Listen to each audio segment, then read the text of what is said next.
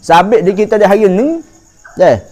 Kita kena memperhatikan molek dalam keadaan kita hidup orang panggil dalam teknologi, dalam sosial kita ni canggih sangat dah ni dan cepat lajuk dah ni nya sehingga orang tukar akidah pun dengan telefon. Orang tukar akidah pun dengan telefon. Orang tukar agama pun dengan telefon.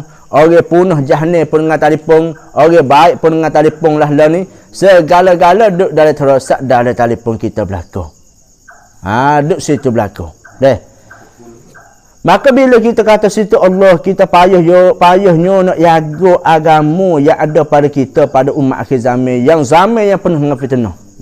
Sahabat, kita tengok dalam terosak kita ni, tempat mana orang mengajar, lesuk mengajar, orang ceramah gapo tu, kita cek. Nampak orang mengajar, kita cek. Nampak orang ceramah agama, kita cek. Nampak orang nasihat agama, kita cek. Apa? Tujuan nak menjadikan menyapuh. Untuk nak sapuh perkara-perkara hak tak molek dari telefon kita tu. Ya dari terosak kita, ya banyak benda hak sia-sia ni. Banyak perkara-perkara yang tidak ada manfaat. Banyak perkara-perkara yang tidak ada faedah. Bahkan berdosa dengan Tuhan pun banyak juga. Tapi kalau kita pakat umat Islam, pakat cek dari orang ngajar, pakat cek orang ceramah agama, pakat cek, maka itu jadi menyapuh dah dalam masyarakat kita. Dan untuk nak sapuh ke perkara-perkara hak tak baik tu. Dalam keadaan lagu tu sekalipun, tok guru duduk mengajar dalam esok sekalipun, Allah tak habis lagi nak sapuhnya. Kerana apa? Kerana pok kita diri pun tak menyapuh mana. Kalau kita pakat cek ni, orang panggil satu ibarat sepengah menyapuh dah. Nak sapuh perkara hak tak baik tu. Tapi nak cek orang mengajar tu pun, tengok molek nak cek siapa dia tu. Takut cek Wahabi kat sudah lah.